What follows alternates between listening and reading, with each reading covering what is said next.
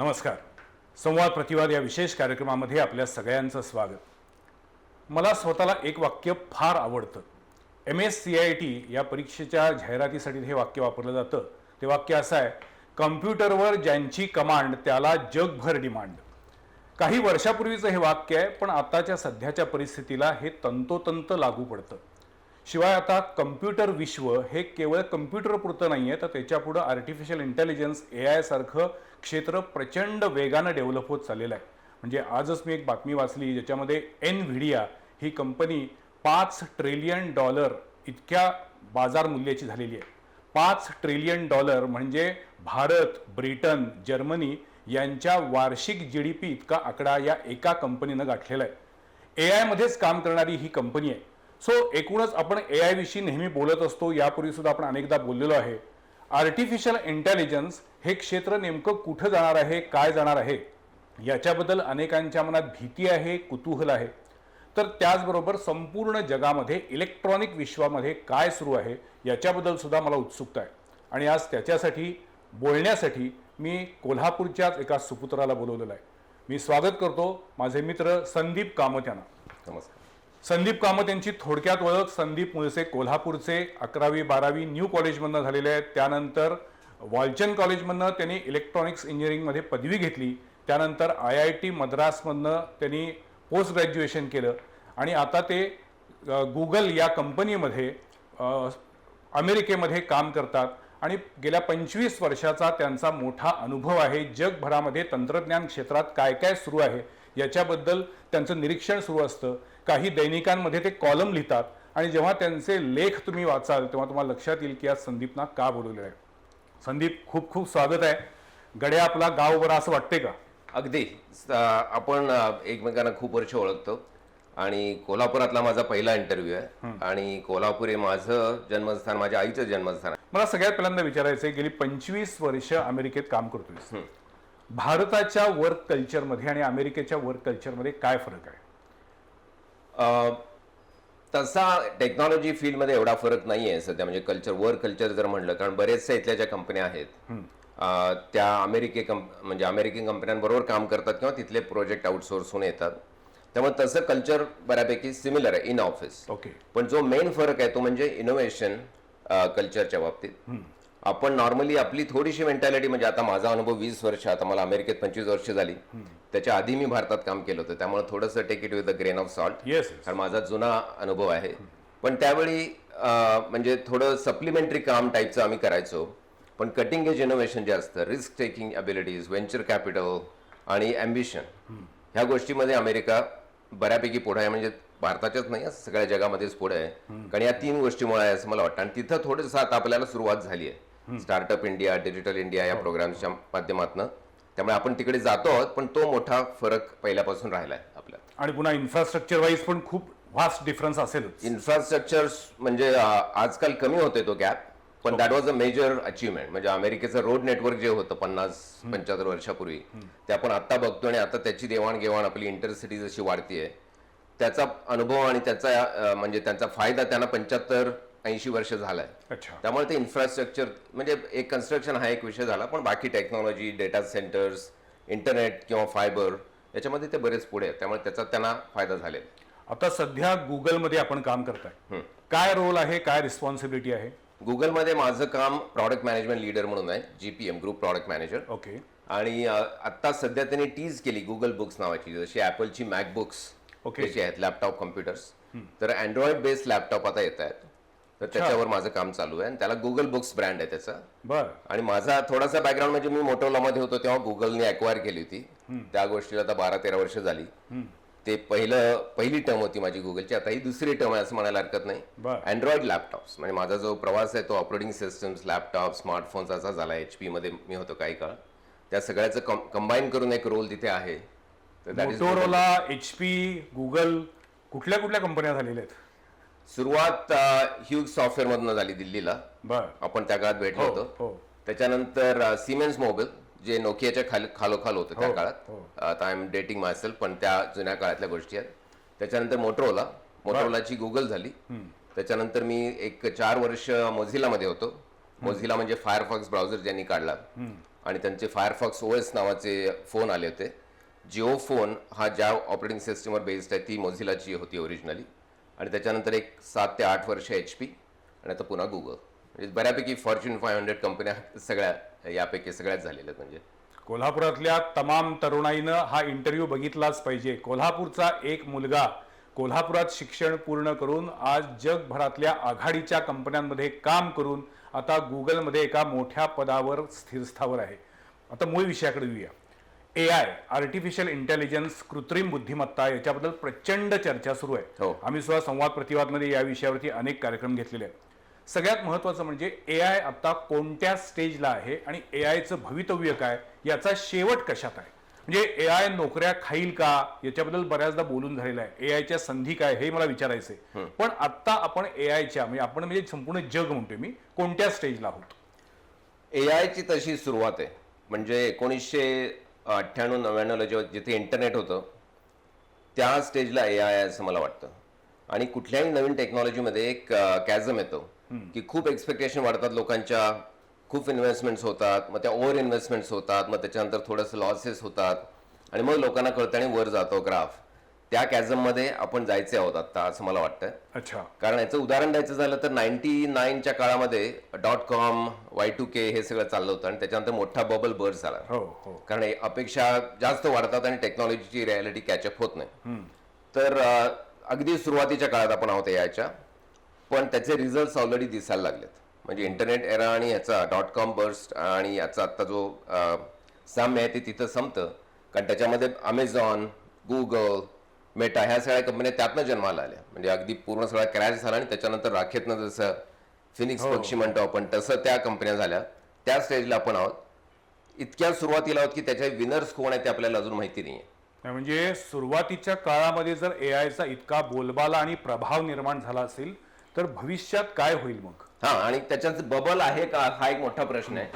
तर मग एनव्हिडियाचे जे CEO आहेत, एनव्हिडिया आता तुम्ही उल्लेख केलात, तर त्यांचं म्हणणं असं आहे की जेव्हा इंटरनेटची अपॉर्च्युनिटी लोकांना दिसली, जगाला दिसली, तेव्हा तिने अंडर सी केबल फायबर टाकले, आणि त्याच्यानंतर त्याला डिमांड आली नाही. म्हणजे ते फायबर लाईटअप झाले तर त्यातनं रेव्हेन्यू मिळतो किंवा कामं होतात. ते सगळे डार्क फायबर होते. Dark fibre is a term for bubble. आज फायबरच्या ठिकाणी GPUs आहेत. GPU म्हणजे आपण काय बोलू 1-2 मिनिटात, पण हे कम्प्युटरमधले जे प्रोसेसर असतात ते CPU असतात, सेंट्रल प्रोसेसिंग युनिट. ते रेग्युलरली सिरियल मध्ये कामं करतात एका नंतर एक. GPU हा जो प्रकार आहे जो एनव्हिडिया तयार करतं ते पॅरलल प्रोसेसिंग करतात, आणि त्याला इतकी डिमांड आहे. त्यातले कोणी डार्क GPU नाही आहे. म्हणजे सगळे कामात आहेत. म्हणजे आता करून ठेवलेत, प्रोडक्शन झालंय, शेल्फमध्ये बसलेत आणि कोणी वापरत नाही. जसं फायबरचं झालं होतं तसं आता झालेलं नाही आहे. म्हणजे डिमांड खूप आहे, याची प्रचंड डिमांड आहे. आणि त्याच्यामध्ये साधारण 5 लेअर केक म्हणतात. सगळ्यात आधी एनर्जी लागते, कारण ह्या GPUला प्रचंड पॉवर लागते. आणि ज्या देशांकडं AI मध्ये उडी घ्यायची आहे त्यांना आधी पॉवरची अरेंजमेंट करायला लागते. म्हणजे आपल्याकडे पॉवर कट्स आणि हे अजूनही पुरेशी इलेक्ट्रिसिटी जनरेशनची क्षमता असली पाहिजे, प्रचंड लागते. म्हणजे आजकाल जेवढी लागते आपल्याला. आणि त्याच्यानंतर त्यामुळे मग सोलार आणि स्पेस डेटा सेंटर वगैरे कॉन्सेप्ट आपण बोलूच, पण त्या पॉवरच्या बेसिसवर सगळं चाललंय. त्याच्यानंतर येतात चिप्स.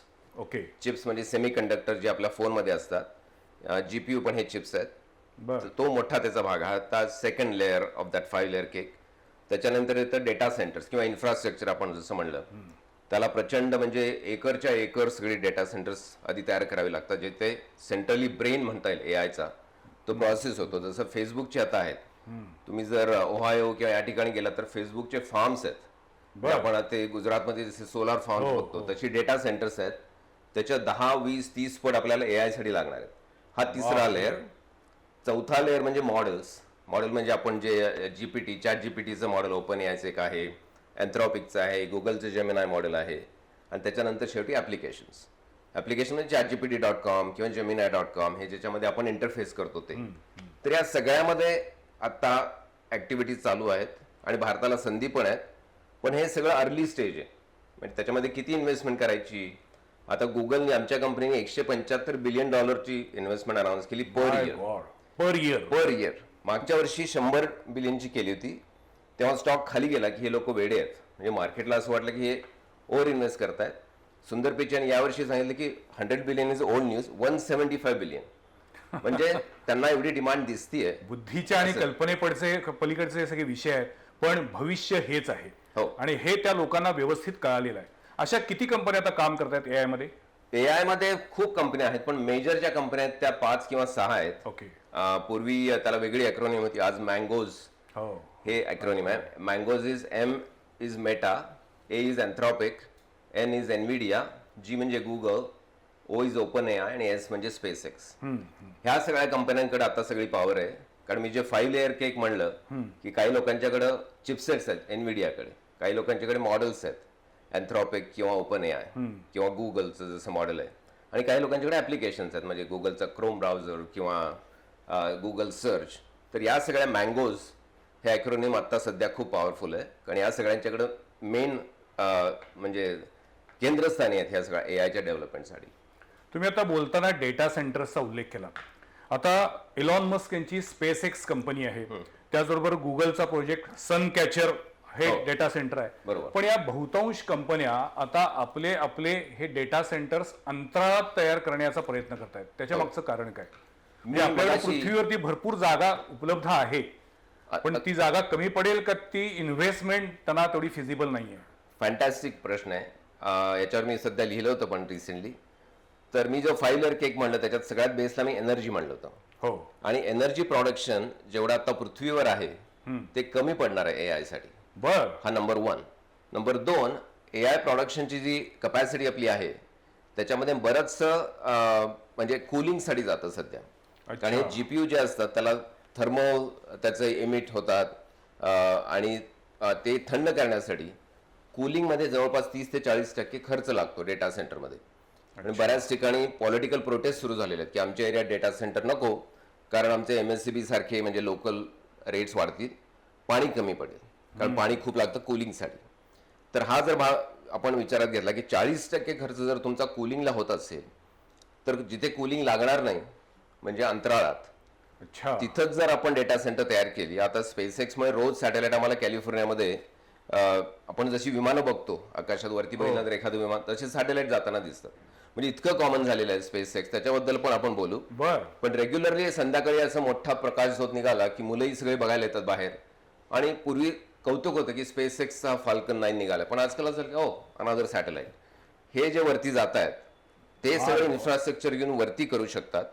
40% खर्च तुमचा कूलिंग मधला वाचला, कारण स्पेसमध्ये थंड वातावरण आहे, थंड आहे. आणि पण तिथे त्यांना एनर्जी सोलर एनर्जी जी आपली स्पेस शटल आपण सोडतो ती सेल्फ रोटेटिंग असतात. ओके. त्याचं कारण गंमत म्हणून नाही आहे, कारण एका बाजूला सूर्याची उष्णता आणि दुसऱ्या बाजूला प्रचंड निगेटिव्ह 40-50 डिग्री काय असेल ते, म्हणजे एक बाजू फ्रीज होते, दुसरी बाजू मेल्ट होऊ शकते, त्यामुळे ते रोटेट करायला लागतं. पण याचा दुसरा भाग असा आहे की तिथं कूलिंग लागत नाही. ओके. तुमची जी उष्णता आहे ती तिथं डिसिपेट होते. जे पाण्याची बचत झाली, पुन्हा इलेक्ट्रिसिटीचा खर्च वाचला, सौर ऊर्जा सोलर एनर्जी तुम्हाला तिथं फ्री मिळते. हो. पण हे फिजिबल आहे इकॉनॉमिकली? 100% फिजिबल आहे. याचं कारण मी सांग, याचं प्रूफ पण असं आहे की एनविडिया, तुम्ही मगाशी उल्लेख केला की $5 ट्रिलियन कंपनी झाली. एनविडिया साधारण 25 ते 30 वर्ष जुनी कंपनी आहे. या काळामध्ये ती एवढ्या याला गेली. स्पेस एक्स मागच्या महिन्यात जून महिन्यात लिटरली 30 दिवसापूर्वी लॉन्च झाली, IPO झाला. दुसऱ्या दिवशी $2 ट्रिलियन व्हॅल्युएशन होतं. याचं मेजर कारण हे आहे की हे फ्युचरमध्ये जे आपण अंतराळात जे काही आपण वसाहत करणार आहोत चंद्रावर किंवा मंगळावर, त्याच्या आधी स्पेस डेटा सेंटर्स, हा त्याचा प्रूफ आहे. म्हणजे हे 100% फिजिबल आहे. इलॉन मस्क यांचं स्वप्न आहे मंगळावरती मानवी वसाहत करण्याचं, त्याची ही एक स्टेप आहे असं म्हणता येईल का? त्याची 100% ही स्टेप आहे. त्यांचे सगळे प्रोजेक्ट जर आपण इलॉन मस्कवर बोललो तर ते त्या दिशेने निघालेले आहेत. म्हणजे लोकांना असं वाटतं की या माणसाने टेस्ला सुरू केली, बोरिंग कंपनी सुरू केली, न्यूरालिंक सुरू केली, पण आपण जर त्याचं ते कनेक्ट डॉट केले सगळे तर कळतं की ह्यातली प्रत्येक गोष्ट मंगळावर आपल्याला वसाहत करताना लागणार आहे. आणि तो माणूस झपाटून गेलाय त्याच्यासाठी की म्हणजे त्याचं आपण 1-2 मिनिटं त्याच्यावर बोलू शकतो की पृथ्वीवर त्यांचं म्हणणं आहे की जर तुम्ही इतिहास बघितला पृथ्वीचा इतिहास, तर त्याच्यामध्ये उल्कापात झालेला आहे, ज्याच्यामध्ये डायनोसॉर म्हणजे आपल्यापेक्षा मोठे 100 पटीनं मोठे प्राणी मारले गेले, बेचिराग झालं सगळं. म्हणजे तसं होऊ शकतं, तो इव्हेंट पॉसिबल आहे. अण्वस्त्र आजकाल खूप पॉवरफुल आहेत. आपण डेटरंट, तुझ्याकडे 100 आहेत माझ्याकडे 100 आहेत म्हणून युद्ध होत नाहीये अशी परिस्थिती आहे सध्या. पण एक जर ठिणगी पडली आणि AI किंवा अशा काही गोष्टी जर चुकल्या आणि मला जर म्हणजे अमेरिकेला वाटलं की रशियाने लॉन्च केलं आणि अमेरिकेने लॉन्च केलं, आपण सगळे बेचिराख होऊ शकतो. या पॉसिबिलिटीज त्यांच्या डोक्यात आहेत. त्यामुळे त्यांचं म्हणणं असं की माणसाला जर मल्टी प्लॅनेटरी स्पेशीज म्हणजे बहुग्रहीय प्रजाती बनवायचा असेल तर मंगळ हा एकच उपाय आहे. कारण चंद्रावर जागा नाही आहे, मंगळावर आहे आणि मंगळाचे बरेच प्रॉब्लेम आहेत, पण त्याच्यामध्ये उपाय पण आहेत त्यांचे. त्यांचं म्हणणं असं की तिथं इतकं टेम्परेचर कमी आहे की तिथं 2-3 न्यूक्लिअर स्फोट करू असं इलॉन मस्कने म्हणलेलं आहे. बाप रे. 4-5 डिग्री तापमान वाढवू. त्याच्यानंतर जे टनल त्यांनी जी बोरिंग कंपनी त्यांची जी आहे हो तर ती LA मध्ये किंवा म्हणजे लॉस एंजलिस किंवा लास वेगसमध्ये ट्रॅफिक जॅम खूप होता, तर त्यांनी भुयारं तयार केलेत. पॉईंट एला तुम्ही लिफ्टमधनं कार खाली न्यायची, तुम्हाला टनलमधनं काही मिनिटात दुसऱ्या टोकाला शहराच्या तिथनं वर कार आली. तर हे भुयाराचा जो कॉन्सेप्ट आहे बोरिंग कंपनी तो तिकडे चालू शकतो. बर. आणि भुयारा जर ऑक्सिजन सोडला तर तिथं वसाहत करता येते. हे सगळे म्हणजे टेस्लाची बॅटरी झाली, इलेक्ट्रिक व्हेकल झाले, रोबोटिक्स झाले, हे सगळं का त्या दिशेने माणसाच्या चालू आहे. मनात काय काय चालू शकतं आणि त्याच्यातनं काय काय होऊ शकतं. हो. म्हणजे आपण इलॉन मस्क हे नाव ऐकलेलं आहे, त्याच्याबद्दल काही वेळा वादविवाद होतात, काही वेळा चेष्टा गंमत होते, पण एक माणूस झपाटून काय काय करू शकतो. न्यूरालिंक काय करतं नेमकं? न्यूरालिंक फार इंटरेस्टिंग आहे. म्हणजे काही वर्षापूर्वी त्यांचा डेमो मी बघितला होता. तर आपल्याला म्हणजे न्यूरालिंकचे त्याचं उद्दिष्ट जे आहे ते कम्प्युटर आणि माणूस यांचं डायरेक्ट कनेक्शन आहे. आज आपण कसं काम करतो कम्प्युटरवर, कम्प्युटर डेस्कवर असतो, त्याच्यामध्ये प्रोसेसर, GPU, AI सगळं आजकाल आलेलं आहे आणि त्याच्यापासून एक 12-14 इंचावर आपण असतो आणि आपला मेंदू इथे आहे. हे फास्ट आहे, ते फास्ट आहे, पण कनेक्शन आपला स्पीड टायपिंग आहे. किंवा आपण बोललो अलेक्सा, ओके गुगल, हे आहे, हे बँडविड्थ क्रंच करतं. म्हणजे हे बॉटलनेक आहे. तिकडे फास्ट प्रोसेसिंग आहे, इकडे फास्ट प्रोसेसिंग आहे. आपले हात किती फास्ट टाईप करतात किंवा किती आपण बोलू शकतो, किंवा आता AI ग्लासेस आपण बोललो मगाशी त्यातनं बघू शकतो, हे बॉटलनेक्स आहेत. हा ट्रॅफिक जॅम आहे. बर. तर तो कमी करण्यासाठी त्यांनी म्हटलं की ब्रेन मध्येच जर आपण एखादी चिप टाकली अरे बापरे. तर ह्युमन HCI म्हणजे ह्युमन कम्प्युटर इंटरफेस हाय बँडविड्थ होईल.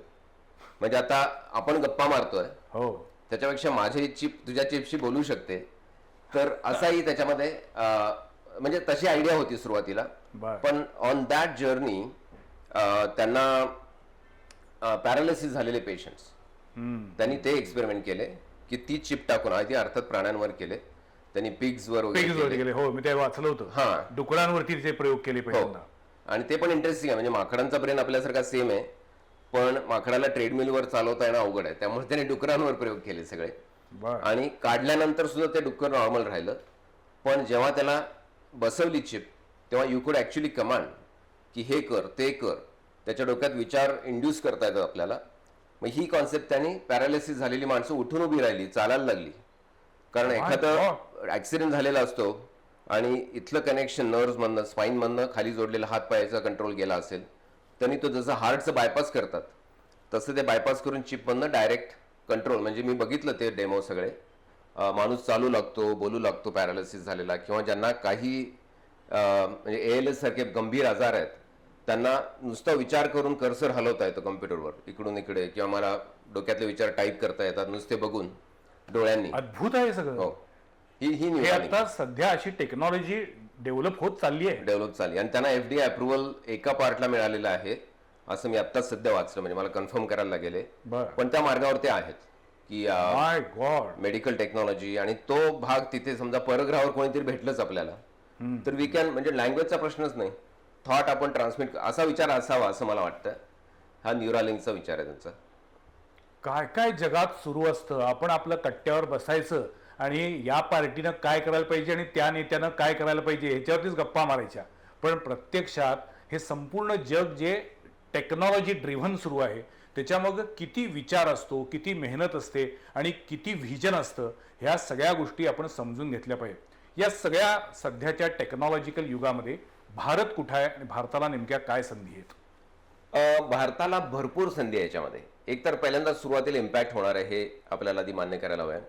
कारण आत्ता जर विचार केला तर आपल्याकडे जे business process outsourcing, BPO, call centres किंवा आउटसोर्सिंग जे ज्या टाईपचे प्रोजेक्ट असतात ते हळूहळू AIने टेक ओव्हर केलेले आहेत. अच्छा. म्हणजे आता मी ज्या कंपन्यांमध्ये काम केलं किंवा करतोय तिथे एंट्री लेवल जॉब्स खूप कमी झालेले आहेत. आपण म्हणजे नॉर्मली पॅटर्न कसा असायचा टेक्नॉलॉजीमध्ये की इंटर्न म्हणून एखाद्याला हायर करायचं, त्याचा म्हणजे ज्युनियर इंजिनियर सिनियर इंजिनियर असे त्याचे ग्रोथ होत जाते, तो माणूस शिकत जातो. पण हे लोअर लेवलची जी काम आहेत, लेवल 1 2 3 म्हणू आपण, ती सगळी एआयने टेक ओव्हर केली आहेत. बरं. त्यामुळे अमेरिकेत सुद्धा मोठा प्रॉब्लेम झाला. इंटर्नशिप मिळत नाहीत मुलांना, ग्रॅज्युएट झाल्यानंतर लगेच जॉब मिळायचे ते मिळत नाहीत. विसाचा प्रश्न आहे, तो वेगळा विषय आहे. ह्या सगळ्या चॅलेंजेसमुळे ते मोठं आव्हान आहे. पण त्याचा सेकंड ऑर्डर इफेक्ट भारतामध्ये जे आउटसोर्सिंगचे प्रोजेक्ट येतात, तर त्यातले आता काही कॉइन बेस सारख्या कंपन्यांनी म्हणजे ठरवलं की आता तिकडेच करायचं सगळं, बाकी सगळे आउटसोर्स केलेले. मला वाटतं ओपन डोअरनी अनाऊन्स केलं, कॉइन बेस नाही, ओपन डोअर ही कंपनी आहे. त्यांनी भारतातले साईट बंद केले आणि सांगितलं की इथं जे होत होतं ते सगळं आम्ही एआयने करू तिकडे. बरं. तर हा ट्रेंड चालू राहणार आहे 2-3 वर्षामध्ये. म्हणजे भारताला ते आव्हान आधी पेलायला लागेल की त्या सगळ्या मोकळ्या हातांना काम द्यायला लागेल. पण संधी पुष्कळ आहेत. मगाशी मी 5 व्हीलर केकचा उल्लेख केला, मुद्दा मी ओव्हर सिम्प्लिफाय करतोय, पण त्याच्यामध्ये एनर्जी प्रोडक्शन लागतं असं मी म्हणलं. भारतामध्ये मोठा इश्यू आहे, आपल्याला आहे त्या पॉप्युलेशनला लोड शेडिंग करावं लागतं. ती मोठी संधी आहे, म्हणजे आव्हान नाही आहे, संधी आहे ती. दुसरं, भारतामध्ये ऊन आहे म्हणजे त्यामुळे ती संधी आहे, त्यामुळे सोलार होऊ शकतं. सेमी कंडक्टरचे प्लांट्स इथं बरेच प्रयत्न होत आहेत, महाराष्ट्रात सुद्धा होत आहेत. त्याच्यामध्ये राजकीय इश्यूमध्ये मी पडत नाही, पण इथं प्रोजेक्ट आणणं अत्यंत गरजेचं आहे. आणि कारण चिपसेट किंवा चिप्स, सेमीकंडक्टर चिप्स हे आधी पेट्रोलमुळे युद्ध झाली, पाण्यामुळे झाली, आता ती त्याच्यामुळे होण्याची शक्यता आहे. कारण तिथे तैवानचा मोठा इश्यू आहे, तर ती मोठी संधी आहे भारताला. त्याच्यावर एखादं मिनिट बोलायचं झालं तर तैवानमध्ये जवळपास 80 ते 90% चिप्स तयार होतात. जगामध्ये, जगाच्या नकाशा जर पुढे ठेवला तर एकच सेंटर आहे. आणि आपल्याला माहिती आहे की तैवान हा अत्यंत हॉट इश्यू आहे चायनासाठी. चायनाचं म्हणणं आहे की तैवान आमचा प्रदेश आहे, तैवानवाले म्हणतात आमचा पासपोर्ट आणि झेंडा वेगळा. त्यामुळे ते मोठं संकट येण्याची शक्यता आहे की चायनाने जर सांगितलं की तैवान आमचं आहे, आणि कोविडमध्ये जसं त्यांनी सप्लाय चेन ब्लॉक केली तसं जर त्यांनी केलं, हे अमेरिकेला फार महागात पडणार आहे. भारत ही मोठी बाजारपेठ किंवा मॅन्युफॅक्चरिंग सेंटर त्याचं होऊ शकतं as an option to China और तैवान. ही मोठी संधी आहे. आणि गव्हर्नमेंटनी म्हणजे भारत सरकारने त्याची पूर्ण नोंद घेतली आहे. म्हणजे मला दिसत आहेत प्रयत्न, आणि सेमी कंडक्टरचे प्रोजेक्ट आणणं चालू आहे. मायक्रॉन सारखे $8-10 बिलियन इन्व्हेस्ट झालेले आहेत तिथे. पण मेन इश्यू स्किल्स आहे, कारण त्या गोष्टीमध्ये आता अमेरिकेने पण बायडननी 80 ते 90 बिलियन अनाउन्समेंट केली होती, आणि इंटेलच्या फॅक्टरीज, फाउंड्रीज म्हणतो त्याला, त्या सेटअप केल्या. पण त्याला मोठा स्किलचा इश्यू आहे. आणि तैवानचं सुद्धा थोडं आता पॉलिटिकल जायचं नाही म्हणलं तरी त्यांना दुसऱ्या लोकांना ट्रेन केलं तर तैवानला वाचवायला अमेरिका येण्याची शक्यता कमी आहे. त्यामुळे त्यांच्यासाठी तो इन्शुरन्सचा इश्यू आहे की आमच्याकडे जोपर्यंत ते स्किल आहे आणि सगळ्या चिपसेट जगातल्या जर आमच्याकडनं जात असतील तर आम्हाला लोक वाचवतील. एकदा ते स्किल दुसऱ्या देशात वगैरे गेलं तर अमेरिकन कॅन्डिडेट्स जे आहेत, प्रेसिडेन्शियल कॅन्डिडेट्स, विवेक रामास्वामी ऐकलं असेल, ट्रम्पच्या अगेन्स्ट त्यांनी प्रायमरी लढवली.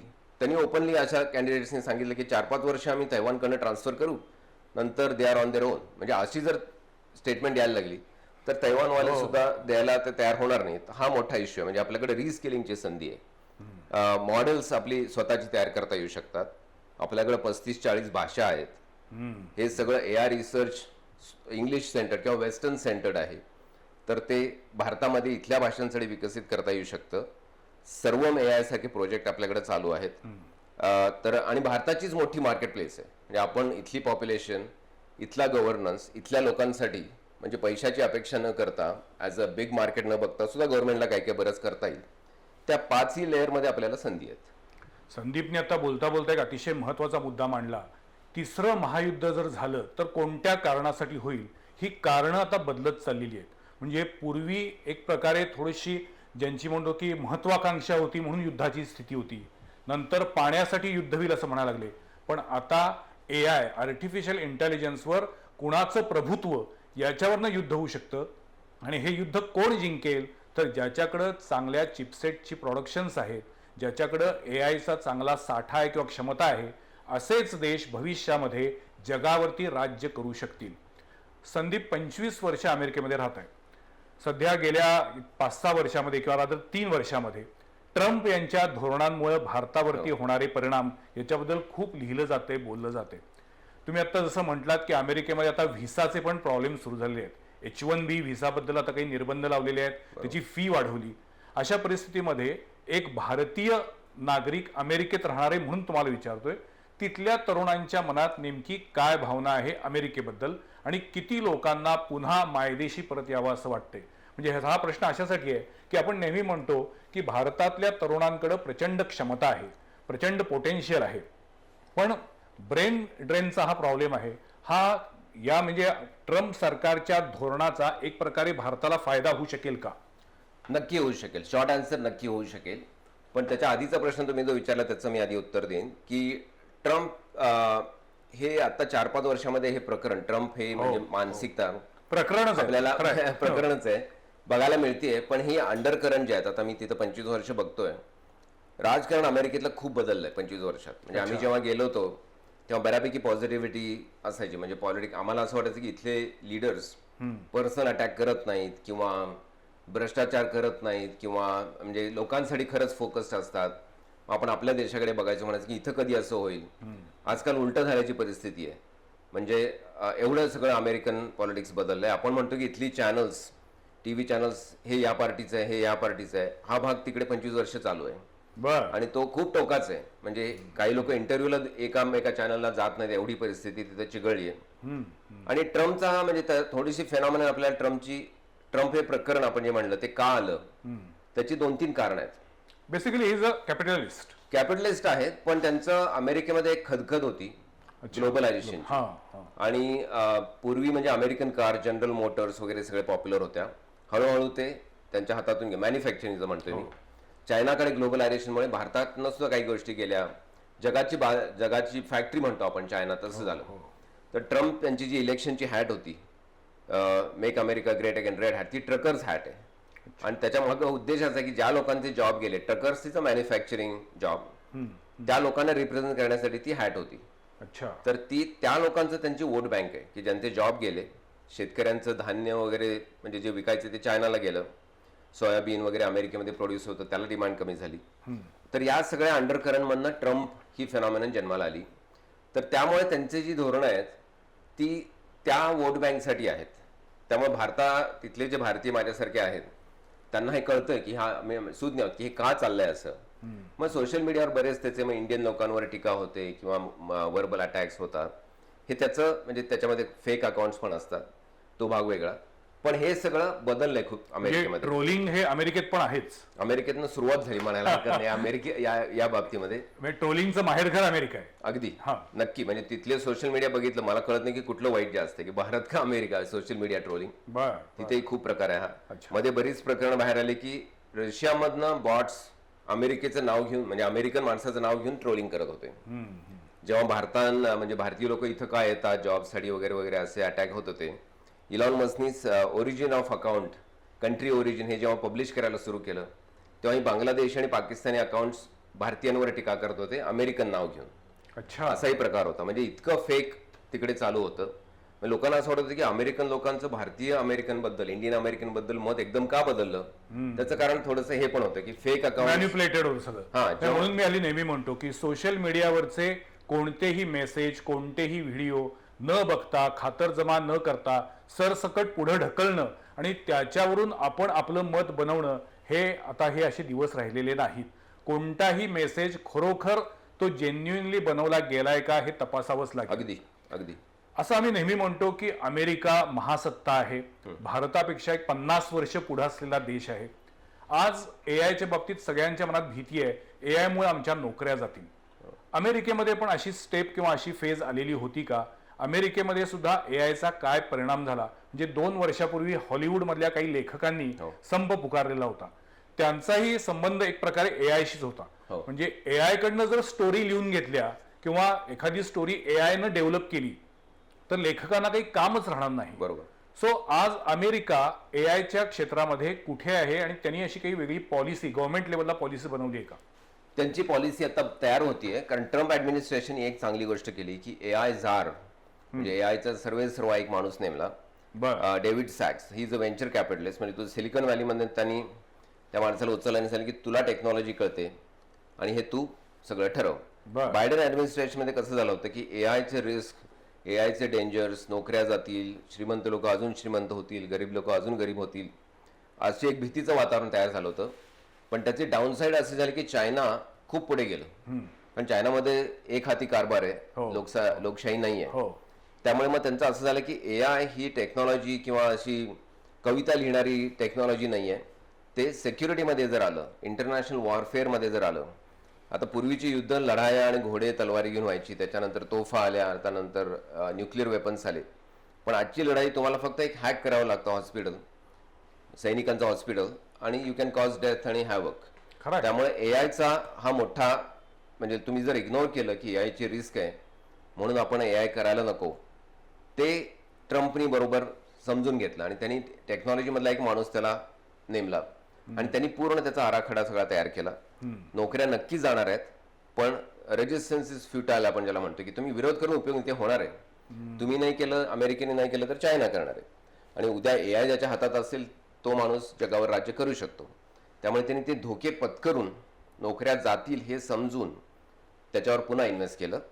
आणि त्यांची आर्ग्युमेंट पण त्याची संयुक्तिक आहे, कारण आपण जेव्हा इंटरनेट आलं, इनफॅक्ट कोल्हापुरात मला आठवतंय की 80 किंवा 90च्या दशकात जेव्हा कम्प्युटर आले बँकांमध्ये, तेव्हा बरंच आंदोलनं झाली की आमच्या जेव्हा नोकऱ्या जाणार. पण आज आपण मागे वळून बघितलं तर पेटीएम, डिजिटल UPI, नोकऱ्या वाढल्या, म्हणजे स्टार्टअप भरपूर आल्या, ई गव्हर्नन्स वाढलं, लोकांच्या हातात पैसे जायला लागले, ते फायदे आहेत. दुसरं उदाहरण म्हणजे आता आपण हा इंटरव्ह्यू करतोय, इंटरनेटवर पण लोक बघतील, ते झालं नसतं. आता डिजिटल इन्फ्लुएन्सर म्हणजे काय हे मला शाळेत असताना माहिती नव्हतं की असा जॉब असू शकतो.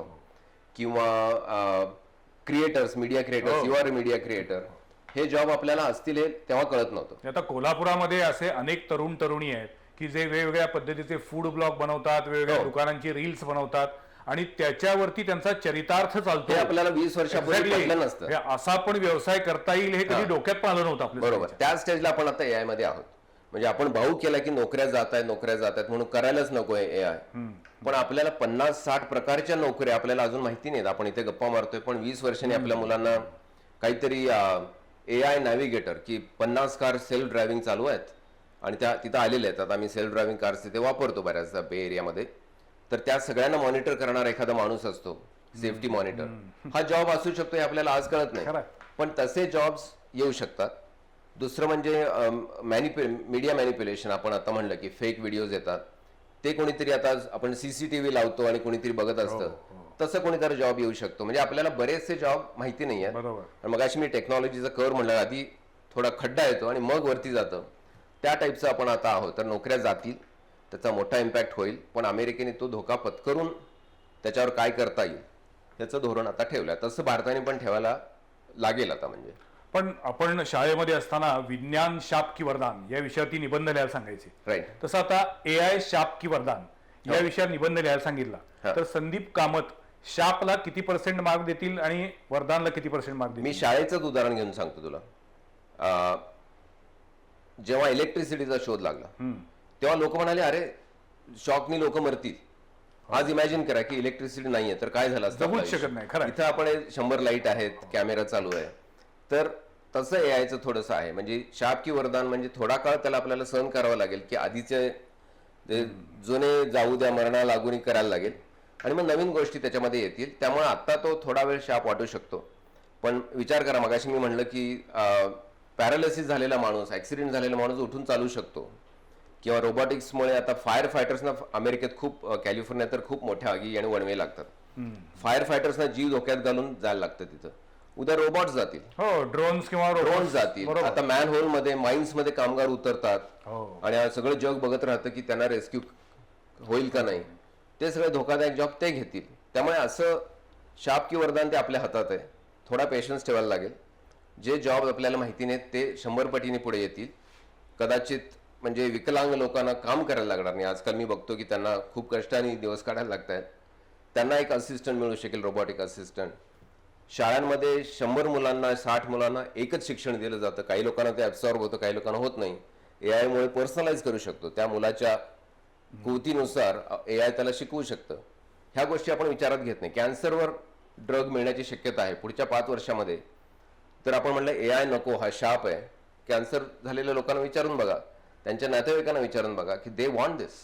येस. स्टेम सेल रिसर्च जो चालला होता अमेरिकेत तोही वादाचा होता, पण त्याच्यामुळे जर जीव वाचत असतील ह्या गोष्टींचा आपण म्हणजे विज्ञानाला थांबवू नाही शकत आपण. खरं आहे, खरं आहे. टेक्नॉलॉजी आणि विज्ञान हे कधीच आपण थांबवू शकत नाही. पण मला एक पर्सनली आता अनुभव म्हणून विचारायचं आहे की 1970 ते 2000 पर्यंतचा काळ असा होता की आमचा मुलगा किंवा आमची मुलगी अमेरिकेत आहे हे फार अभिमानानं सांगितलं जायचं. हो. गेल्या काही वर्षामध्ये खूप जण अमेरिकेमध्ये किंवा एकूणच परदेशांमध्ये जायला लागली, शिक्षणासाठी, नोकरीसाठी जायला लागली. पण गेल्या 8-10 वर्षातील एकूणच जगातील राजकारणाची दशा आणि दिशा बघितल्यानंतर आत्ताच्या काळामध्ये नव्या जनरेशननं अमेरिकेमध्ये शिक्षण किंवा नोकरीसाठी येणं हे योग्य आहे की मृगजळ आहे? हा तसा यस नो टाईपचा सिंपल प्रश्न नाही आहे, कॉम्प्लेक्स आहे. आणि मी आणि माझी वाईफ जिथं बसली आहे आम्हाला खूप प्रश्न येतात आजकाल पालकांच्याकडनं, ज्यांची मुलं तिथे शिकायला असतात, मास्टर्स किंवा बॅचलर्स करतायत. बऱ्याच लोकांची आर्थिक परिस्थिती नसते, घर गहाण ठेवून त्याला पाठवले हो, असतं. ऍक्च्युली आणि मगाशी एज्युकेशन लोन घेऊन 70 लाख, 90 लाख, 1 कोटीचं लोन घेऊन मुलांना अमेरिकेमध्ये शिक्षणाला पाठवलं जातं. हो. त्यामध्ये काही वेळा स्टेटस सिम्बॉल असतो, काही वेळा गरज असते, हो. तर काही वेळा मुलांना तो जे एक अमेरिकेचं अट्रॅक्शन असतं, मुलांपेक्षा मुलांच्या पालकांनाच हो. त्यांना एक ते सोसायटीमध्ये दाखवायचं हो. असतं की आमचा मुलगा फॉरेन मधनं शिकून आलाय. हो. तर खरोखर भारतातली शिक्षण पद्धती असेल, भारतातला रोजगाराची एकूण स्थिती असेल आणि अमेरिकेतली परिस्थिती याच्यामध्ये काही आता डिफरन्स आहे की नाही? डिफरन्स आहे, पण तो मगाचा प्रश्न कंप्लीट करायचा झाला तर ते आरओआयचं इक्वेशन आहे, रिटर्न ऑन इन्व्हेस्टमेंट. तुमची परिस्थिती जर घर गहाण ठेवून, शेती गहाण ठेवून पाठवणं असेल आणि त्या मुलाला जॉब किंवा करिअरचे प्रॉस्पेक्ट 50% किंवा त्याहून कमी असतील तर मी आता सरळ सांगतो की नका पाठवू. म्हणजे इट्स नॉट वर्थ इट. बरोबर. पण एखादा म्हणजे हाय इन्कमवाले, हाय नेटवर्थवाले लोक असतील की त्यांना पाठवायचंच आहे पण जॉब मिळाला नाही मिळाला, करिअर बिल्ड करायचं नाही आहे, फक्त एक्सपिरियन्स म्हणून पाठवायचं आहे, मी त्यांना सांगतो नक्की पाठवा. कारण वर्ल्ड एक्सपोजर, जसं वेगवेगळ्या देशांचे अनुभव घेऊन माणूस समृद्ध होतो, तसं म्हणलं तर मग त्या बाबतीमध्ये पाठवायला काहीच हरकत नाही. पण जर तुम्ही हे घेतलेलं लोन हा मुलगा तिथल्या जॉबनी फेडेल या आशेने जर पाठवलं तर ते त्यांना नक्की पाठवा म्हणणं चुकीचं आहे. कारण आता ती परिस्थिती नाही आहे. नंबर 2, 100K म्हणजे $1,00,000 जे हे आलेलं आहे फी, हो. त्याच्यामुळे कंपन्यांना विचार करायला लागतो की मला हा खरोखर स्पेशल स्किल आहे. पण ती विसाची फी वन टाइम आहे, दरवर्षी नाही ना? वन टाइम आहे. अच्छा. वन टाइम आहे. कारण त्याच्याबद्दल पण कन्फ्युजन होतं काही वेळा. बरंच कन्फ्युजन होतं. पण त्यांचा कसं आहे की जेव्हा सगळं चांगलं चाललेलं असतं, अबंडन्स असतो, खूप जॉब्स असतात, करायला लोक नसतात, तेव्हा हा पॉलिटिकल इश्यू आहे का हे कोणाच्या डोक्यात येत नाही. या आमच्याकडे मदत हवी आहे वगैरे. तर ते आता तसं राहिलेलं नाही आहे. अनएम्प्लॉयमेंट रेट वाढलाय, AI मुळे काही प्रमाणात वाढलाय, किंवा काही कंपन्या AIच्या नावाने फायर पण करतायत, त्यांचा वेगळाच इश्यू आहे, मिसमॅनेजमेंट वगैरे. तर या वातावरणामध्ये आणि पॉलिटिकल ॲटमॉस्फिअर जे काय ट्रम्पनी क्रिएट केलंय किंवा ज्या ॲटमॉस्फिअरमुळे तो निवडून आला, तर त्यामुळे ते थोडंसं आता रिटर्न ऑन इन्व्हेस्टमेंट मिळणं अवघड झालेलं आहे.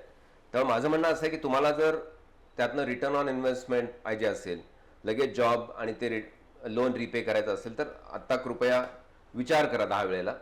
कारण मी अशा बऱ्याच केसेस बघितल्या आम्ही दोघांनी की आईवडिलांच्या डोळ्यात पाणी असते की जॉब तिथल्याच लोकांना नाही आहे आणि त्यांचा preference local American citizen. Law जसे ग्रीन कार्डचे लॉज पण आहेत की त्या स्किलचा माणूस देशात नसेल तर तुम्ही ग्रीन कार्ड देऊ शकता. आणि त्याच्यासाठी त्यांना 10-12 न्यूजपेपर आणि याच्यामध्ये जाहिरात द्यायला लागते. सगळे आता आम्ही मॅनेजर आहोत, आम्ही पण लोकांचे ग्रीन कार्ड आणि व्हिसा करतो, तर ते बघायला लागते की हा सिटीजन आहे, हा क्वालिफाईड आहे का, असेल तर त्याचा इंटरव्ह्यू घ्यायला लागतो. तो क्वालिफाईड असेल तर त्याला हायर करायला लागतं, इंटरनॅशनल स्टुडंटला नाही. हे आता खूप बदललेलं आहे. म्हणजे पूर्वी पण हा लॉ होता, पण डिमांडच इतकी होती आणि लोकच नव्हते लोकली, त्यामुळे बाहेरनं येणाऱ्यांना ग्रीन कार्ड देणे, सिटीजनशिप देणे हे सोपं होतं. थोडंसं 10-12 वर्ष लागायची, पण आता तो बॅकलॉग 100 वर्षाचा झालेला आहे. त्यामुळे थोडंसं इक्वेशन ते आता बदललेलं आहे. पण भारतीय विद्यापीठातील पदवी आणि अमेरिकेतील विद्यापीठातील पदवी यांच्या गुणात्मक किंवा दर्जाच्या स्तरावरती काय फरक आहे का? जे IIT किंवा रिजनल कॉलेजेस आहेत, नॅशनल आता इन्स्टिट्यूट म्हणतात त्यांना, त्या वर्ल्ड क्लास आहेत आपल्याकडे. म्हणजे I have seen it first hand. IIT मद्रासमध्ये तिथला रिसर्च आहे तो वर्ल्ड क्लास आहे, तिथले प्रोफेसर्स वर्ल्ड क्लास आहेत, बरेचसे तिकडे शिकून आलेले आहेत, त्यामुळे त्यांचा वर्ल्ड व्ह्यू बऱ्यापैकी एक्सपांडेड आहे. पण आता आपल्याकडे इतकी कॉलेजेस वाढली आहेत की ते पण डायल्यूट झालेलं आहे थोडंसं. म्हणजे गल्लोगल्ली जर कॉलेजेस झाली तर it's a law of averages, right. म्हणजे कोणाला दोष द्यायचा हे हेतू नाही आहे, पण एवढे जर सगळे कॉलेजेस झाले, एवढ्या जर सगळ्या इन्स्टिट्यूशन झाल्या, तर ती क्वालिटी सगळीकडेच असेल याची गॅरंटी नाहीये.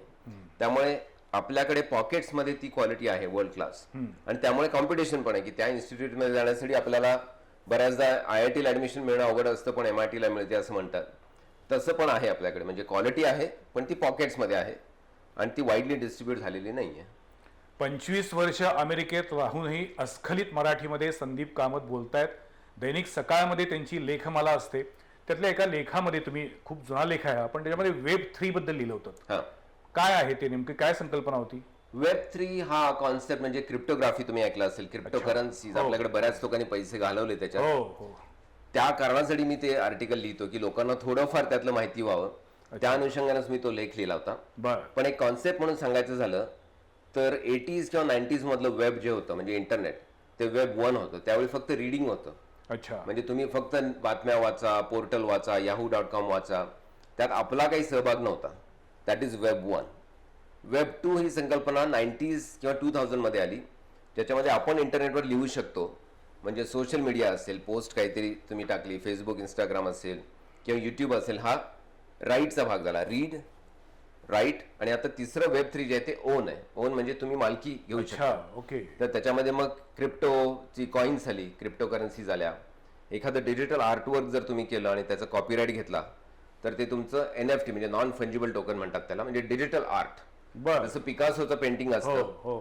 त्या पेंटिंगची कॉपी कोणी केली तर त्याला फाईन लागतो. फाईन लागतो किंवा त्याला किंमत येत नाही. हो. पण ओरिजिनलला जी मूळ किंमत असते, लिलाव वगैरे होतात, ऑप्शन होतात, तसं ते डिजिटल आर्ट वगैरे आले. तर you can actually on things. म्हणजे तुम्ही कॉइन, क्रिप्टो कॉइन्स घेऊ शकता, क्रिप्टो आर्ट घेऊ शकता, एखादं कॉपीराईट तुम्ही एस्टॅब्लिश करू शकता त्याच्यावर. त्यामुळे Web 1 म्हणजे रीड, वाचा. Web 2 90s to 2010 मध्ये राईट, म्हणजे पोस्ट करा, क्रिएट करा, व्हिडिओ टाका.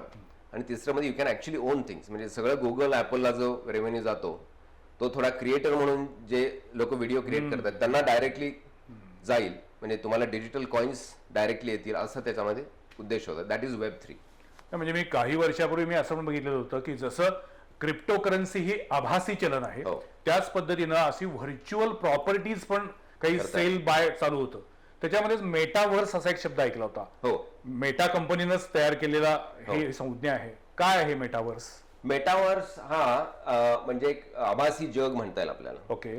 आता आपण काय करतो की झूम कॉल करतो किंवा व्हॉट्सअप व्हिडिओ कॉल करतो, हो.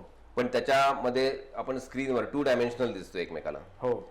समजा आपल्याला तसं व्हर्च्युअल क्रिएट करायचं असेल जग, म्हणजे 12-13 लोक एका मीटिंग मध्ये असतात, कोणी जपानमध्ये असतो, कोणी US मध्ये असतो, कोणी इंडियात असतो, आणि सगळे फ्लॅट स्क्रीनवर असे चौकोन चौकोन दिसतात. त्याऐवजी जर सगळ्यांनी हे असे मेटा ग्लासेस घातले आणि तुम्ही एका रूम मध्ये आहात, जसं आपल्याला स्टार वॉर्स मूवीमध्ये दाखवतात की तुमचा तिथला अवतार तिथे प्रगट होतो. तुम्ही लेफ्टला बघितला तर इकडून आवाज येतो या माणसांचा, इकडे बसलेल्या माणसाचा इकडून आवाज येतो. दॅट इज थोडक्यात म्हणजे आभासी जग म्हणजे मेटावर्स. ओके. आणि हा कॉन्सेप्ट मी कॉन्फरन्स रूमचा सांगितला. बाहेरच्या जगामध्ये तुम्ही गॉगल घालून जर वॉक करत गेलात, एखादा व्हिडिओ गेम जर आपण इमॅजिन केला, तर तुम्ही एखाद्या ऑफिसमध्ये जाता, तिथल्या माणसांची बोलता, असं ते मेटावर्स आहे. आणि आपलं सेकंड लाईफ म्हणून एक पूर्वी वेबसाईट असायचं, हो. ज्याच्यामध्ये आपली सिटी किंवा फार्म वेल, तुम्ही आपलं शेत आणि हे सगळं तयार करता व्हर्च्युअली, ते 3D मध्ये करता येतं. आणि त्यातनं त्यातले डिजिटल व्यवहार करता येतात. काही लोक रिअल असतात, काही लोक नॉन प्लेइंग कॅरेक्टर म्हणजे फेक असू शकतात. हे सगळं मेटावर्स होतं. आणि मार्क झकरबर्गनी त्याला असं वाटलं की आता हा फेसबुक आणि इंस्टाग्राम 2 डायमेन्शनल आहे, फ्लॅट स्क्रीनवर आपण बघतो. हे जर व्हर्च्युअल आणलं तर चारुदत्त जेव्हा एव्हरेस्टवर जातील आणि तिथलं आम्हाला दाखवतील डायरेक्ट, तेव्हा आपण पण असं गॉगलमधनं बघू शकतो वरचा व्ह्यू. हे थोडंसं मेटावर्स कॉन्सेप्टमध्ये होतं आणि त्याच्यामध्ये डिजिटल सगळे देवाणघेवाण होईल. हे विश्वची माझे घर हे ज्ञानेश्वरांनी म्हटलेलं आहे. पण आता आपण हे सगळ्या टेक्नॉलॉजीमध्ये आपल्याला लक्षात येते की आपण हे सगळं आता अनुभवतोय. मला तुम्हाला विचारायचं की ह्या सगळ्या टेक्नॉलॉजीच्या पसाऱ्यामध्ये कधी काही चला पुन्हा आपल्या गावाकडे येऊया, भारतात येऊया असं वाटत नाही? नक्की वाटतं. म्हणून मी दरवर्षी येतो, एकदा किंवा दोनदा. माझे बरेच मित्र, आता मला 25 वर्ष झाली, काही लोक 3, 4, 5 वर्षांनी येतात. पण तो कोल्हापूरच्या मातीचा सुगंध येताना, ऊसाची शेतं त्या पुण्याच्या आहेत, त्यामुळे त्यांचा पुण्याच्या काही काही लँडमार्क्स आहेत, त्याच्यासाठी आम्ही नक्की येतो. आणि आता जग थोडंसं कमी झालं. म्हणजे पूर्वी, आता आपण उल्लेख केला की व्हिडिओ कॉल आणि झूम कॉल, मला आठवतं मी 90s मध्ये जेव्हा स्वित्झर्लंडमध्ये आधी होतो, काही वर्ष युरोपमध्ये होतो, स्वित्झर्लंड, जर्मनी, मग अमेरिका, असा माझा प्रवास होता. आमच्या घरी फोन नव्हता, तर आई बाबा शेजारच्या गंगावेशमध्ये एसटीडी बूथमध्ये जायचे. मग मी तिथे फोन करायचो. मग वेळ ठरली संडेची, दर संडेला 9 वाजता मी फोन करतो, असं ती 25 वर्ष चालू आहे. आता घरी फोन आलाय, सगळ्यांच्याकडे मोबाईल आलेत, तरीही केव्हाही आपण एकमेकाला फोन करू शकतो. तरी आमचं रविवार सकाळ, इथली सकाळ आणि तिथली रात्र हे ठरलेलं आहे. म्हणजे ती ओढ कायमच राहील, त्याला काय म्हणजे त्याच्यात दुमत असायचं कारण नाही. म्हणजे आम्ही नेहमी येतो. मी जेव्हा न्यूजपेपरमध्ये लिहितो तेव्हा माझ्या मित्रांना तिथल्या वाटतं की हे किती सिम्प्लिफाय केलंयस तू. हो, एक्झॅक्टली. पण मी त्यांना सांगतो की ह्याचा टार्गेट माझे आई बाबा आहेत. कारण पूर्वी ह्या लेखांची सुरुवात सुद्धा अशी झाली की मी काहीतरी गोष्ट सांगितली की कशावर काम करतो, मग आई बाबांना अर्धा तास झाल्यानंतर मला काहीच कळलं नाही. आईला पत्र आवडायची पूर्वी, मी लिहायचो युरोपमधनं, ती मला लिहून पाठव. मग तशी लिहून पाठवल्यानंतर जेव्हा पुढच्या वेळी मी इथे आलो तर म्हणाले की ती 15-16 लोकांनी फिरवली तो कागद. मग त्यातनं असं झालं की एवढा इंटरेस्ट जर असेल लोकांना तर मग न्यूजपेपरमध्ये का नाही लिहित. आणि असं त्यातनं म्हणजे थोडक्यात मला सांगायचं की इथल्या this is always in the heart. मी पण आता तुमचा एक नियमित वाचक झालेलो आहे. म्हणजे संदीप कामत यांचे सकाळमध्ये छापून येणारे लेख आवर्जून वाचलेच पाहिजेत. पण मला आता सगळ्यात शेवटच्या टप्प्यात आलो आपण या इंटरव्ह्यूच्या. आज एकीकडं भारतामध्ये बेरोजगारी आहे, रोजचे जगण्याचे प्रॉब्लेम्स आहेत, राजकारणाविषयी प्रचंड कटुता आणि नकारात्मकता वाढत चाललेली आहे. अशा वेळेला इथल्या तरुण पिढीला काय नेमकं सांगता येईल की येस हे करणं ही काळाची गरज आहे, अदरवाईज तुम्ही या सगळ्या जागतिक रेसमधनं फेकले जाल? हा, मी याच्यावर खूप विचार करतो. ऍक्च्युली फार अतिशय चांगला प्रश्न आहे. आणि या आठवड्यात मी एक स्टॅटिस्टिक वाचलं की भारतामध्ये चांगल्या गोष्टी भरपूर आहेत. म्हणजे आता डिजिटल पेमेंटचा आपण उल्लेख केला, UPI, इंडिया स्टॅक, अशा गोष्टी भारत कितीतरी पटीनं पुढे आहे बाकीच्या देशांपेक्षा. भाजीवाले QR कोड लावतील हे मला जन्मात कधी एक्झॅक्टली म्हणजे 10-15 वर्षापूर्वी त्याची चेष्टा झाली असते. पण ते आलं आणि ते सगळ्यांनी ऍक्सेप्ट केलं. हो. आणि NRI लोकांना UPI नव्हतं, पण आता ते त्यांनी अलाउड केलं. त्यामुळे मला खूप मजा येते की सगळीकडे QR कोड वापरायला. तर तशा गोष्टी खूप झालेल्या आहेत आणि त्याचा इंटरनेट म्हणा, टेक्नॉलॉजीचा फायदा झालेला आहे. पण त्याची डाऊनसाईड तुम्हाला सांगतो. हे स्टॅटिस्टिक जे मी वाचलं, प्रत्येक भारतीय 32 GB चा डेटा वापरतो वर्षाला. Which is a very high data. आता आपल्याकडे जिओ किंवा असे बरेच चीप डेटा अवेलेबल आहेत. बाहेरच्या देशामध्ये हा खूप एक्सपेन्सिव्ह नंबर आहे, 32 GB डेटा वापरणारा प्रत्येक युजर असेल तर. पण पैशाचा भाग सोडून द्या, 32 GB चा डेटा वापरतो. आणि इनोव्हेशन किती येतात आपल्याकडे बाहेर, AI मॉडेल्स किती आली, AI ऍप्लिकेशन्स किती आली, नवीन शोध किती लागले, कॅन्सर रिसर्च किती झाला, तर त्या डेटाचा रिटर्न ऑन इन्व्हेस्टमेंट आहे असं म्हणायला हरकत नाही.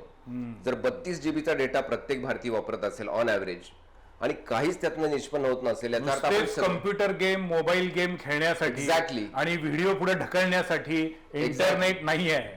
हा त्याचं आता हे सगळं हे माझे लोक आहेत म्हणून मला पोटतिडकीने सांगावंच वाटतं की नुसते रील्स बघणे किंवा फॉरवर्ड करत राहणे किंवा जोक पाठवणे ठीक आहे, 10% ठीक आहे. पण प्रत्येक माणसाला 24 तास आहेत दिवसात. इलॉन मस्कला 24 तास आहेत, मला 24 तास आहेत, तुम्हाला 24 तास आहेत.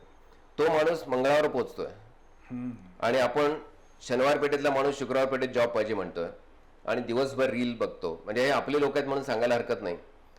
ही शोकांतिका आहे आपली की जर बरेच देश असे की ज्यांच्याकडे एवढा चीप डेटा नाहीये, चीप इंटरनेट नाहीये, ते लोक there is a fire in the belly असं म्हणतो की त्यांना पुढे जायचंय आणि त्यांना ते मिळत नाहीये. आणि आपण कोचवर बसून रील हे फॉरवर्ड करतो, हे अतिशय चुकीचं आहे. म्हणजे मला असं वाटतं की प्रत्येकाने यूट्यूब वापरा. यूट्यूब गुगलचंच आहे त्यामुळे मला ॲडव्हर्टाईज करायला हरकत नाही. त्याच्यावर खूप ट्रेनिंग व्हिडिओज आहेत AI बद्दल कुठल्याही लेवलचे असतील. आता मी हे जे सगळं बोललो त्यातलं काही प्रोप्रायटरी नॉलेज नाही आहे, हे सगळं इंटरनेटवर अवेलेबल आहे. तुमची जिज्ञासा किती आहे, तुमचं कुतूहल किती आहे आणि तुम्हाला कुठे, अमेरिकेत जसं इमिग्रंट्स कंट्री म्हणतात की doesn't matter where you came from, what matters is where you are going. म्हणजे आपण कुठून आलो हे महत्वाचं नाही, आपण कुठे निघालो हे महत्वाचं आहे, किंवा कुठे जायचं हे महत्वाचं. कुठे जायचं थोडं ध्येय ठेवा. म्हणजे टाइमपास आणि 10% 20% मजा ठीक आहे, पण ध्येय ठेवलं, आपण इंडिव्हिज्युअली जर ठेवलं तर हा समाज पुढे जाईल, देश पुढे जाईल. सगळ्यांनीच म्हणलं की मला काय करायचंय, कोल्हापुरी आपलं शिकून काय करायचंय किंवा कुठं जातं हे आपले कोल्हापुरी जे शब्द आहेत ते थोडं आता बाजूला ठेवायला लागेल. आपल्याला फोकस करून सगळ्यांना पुढे न्यायचं असेल तर आपण पुढे गेलं पाहिजे आणि ते सगळ्यांना सगळं अवेलेबल आहे. म्हणजे सुंदर पिचाई आमचा CEO म्हणतो की इंडोनेशियामधला शेतकरी असेल आणि अमेरिकेतला वॉरेन बफेट सगळ्यांना तोच ऍक्सेस आहे. राईट.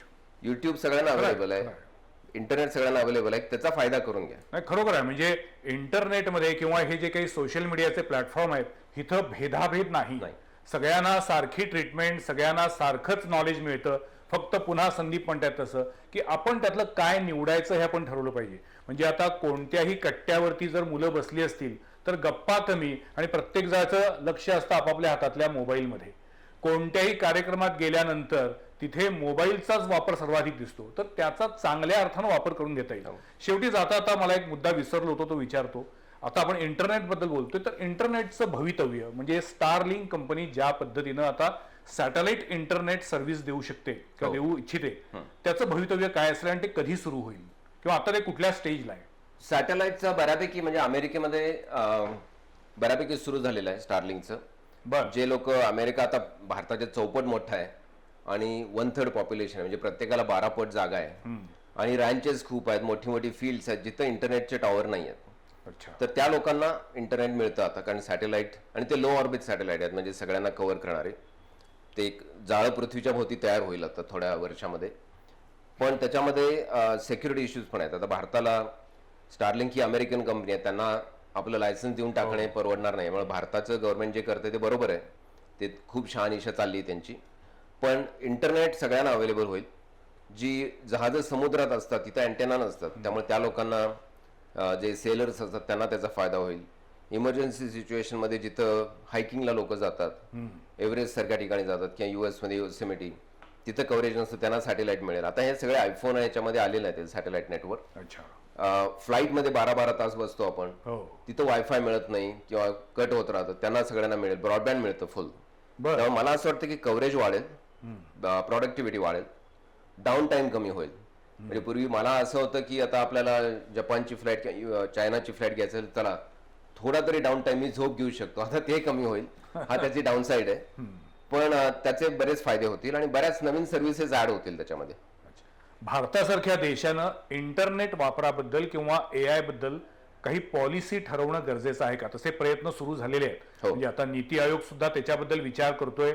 नुकतंच मोदी सरकारनं AI बद्दलची एक पॉलिसी डिझाईन करायचं काम सुरू केलेलं आहे. काही दिवसांपूर्वीच आपल्याकडे AI समिट पण झालेली होती. तर आता अशामध्ये तुम्ही या क्षेत्रातले काम करणारे खऱ्या अर्थानं जिथं तुम्ही काम करताय, अनुभव घेताय, तर तुमचं सजेशन काय असेल? 100% करायला हवी आहे पॉलिसी. प्रयत्न चालू आहेत जसं तुम्ही म्हणलं तसे. पण त्याच्यावर म्हणजे मला एवढं सिरियस करावं वाटतं की लोकलाइज करायला हवेत.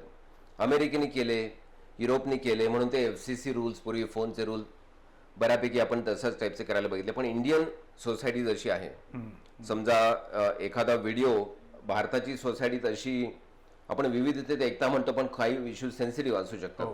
काही लोकांचा म्हणजे लोकांना पेटवण्याचा हेतू असतो. त्या पॉलिसी स्ट्रिक्ट करायला हव्यात. Fake videos, AI व्हिडिओजसाठी.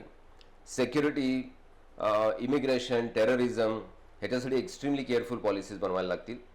आणि या पॉलिसीजमधनं आपल्याकडे फंडामेंटल रिसर्च कसा होईल, तर त्याच्यासाठी आता GPU जे मी म्हणलं NVIDIAचे आणि डेटा सेंटर्स, ते प्रचंड महाग आहेत, त्याला खूप डिमांड आहे. म्हणजे इलॉन मस्क सारख्या माणसाला सुद्धा फाईट करायला लागते. ते जर आपल्याकडे आणायचे असेल तर गव्हर्नमेंटनी GPUज अवेलेबल करून दिले स्टार्टअपना किंवा स्टुडंटना. पण त्याची अगदी थोडी सुरुवात आहे ती. हे मोठ्या स्केलवर करायला लागेल. तर ते म्हणजे सगळ्या स्टार्टअपमध्ये ज्यांना परवडत नाही हे डेटा सेंटर्स, त्यांना उपलब्ध करून. भारतात आता डेटा सेंटर आहेत. अंबानी पण अनाऊन्स केलेलं आहे रिलायन्स आणि मेटा बरोबर. तर तसे डेटा सेंटरचे एफर्ट्स आलेले आहेत. आपलं डेटा सॉव्हरेनिटी ज्याला म्हणतो, की देशाचा डेटा देशाच्या बॉर्डर्समध्ये राहायला पाहिजे, तशी डेटा सेंटर्स आपल्याकडे आहेत. गुगलनी एक अनाऊन्स केलं विशाखापट्टणममध्ये $15 बिलियन इन्व्हेस्टमेंट. ते मोठं डेटा सेंटर असणार त्यांच्या पूर्ण एशिया रिजनसाठी. अशी आपल्याकडे आता आलेली आहेत. व्यासंग किंवा गाडा अभ्यास काय असतो? संदीप कामत. मला अभिमान आहे, संदीप कोल्हापूरचे आहेत, आमचे मित्र आहेत आणि आज 25 वर्ष अमेरिकेमध्ये गुगल सारख्या कंपनीमध्ये काम करत असताना अजूनही चांगलं काय वाईट काय, आपल्या देशाशी नाळ जोडून ठेवून या देशामध्ये नेमकं काय व्हायला पाहिजे याच्याबद्दलची ठाम मतं आहेत. संदीप, खूप कमी कालावधीमध्ये मी तुम्हाला आमंत्रण दिलं आणि तुम्ही लगेच आलात आमच्या स्टुडिओमध्ये आणि अतिशय मनमोकळेपणानं भरभरून बोललात. अनेक गोष्टी आमच्यासाठी खूप नव्यानं या सगळ्या आम्हाला समजत आहेत. अदरवाईज आम्ही आमचे रस्ते, पाणी, गटर्स ह्याच्या पलीकडे जातच नाही. तेही महत्वाचं आहे, त्या मूलभूत गोष्टी आहेत. पण त्याच्या पुढे जाऊन ज्याला आपण शाश्वत म्हणतो, शाश्वत ज्ञान किंवा शाश्वत दिशा, तर ती काय असेल तर ते विज्ञान आणि तंत्रज्ञान आहे.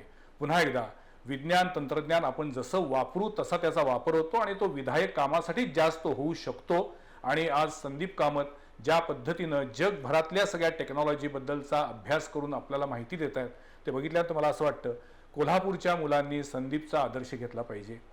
असे अजून खूप संदीप तयार व्हायला पाहिजेत की ज्यांना आम्ही अभिमानानं सांगू की येस, हा आमचा मित्र आहे. तुर्तास संदीप, खूप खूप आभार आणि खूप खूप शुभेच्छा. धन्यवाद. पुढच्या सोमवारी पाहायला विसरू नका आणखीन एका विषयावरील चर्चा संवाद प्रतिवादमध्ये. नमस्कार.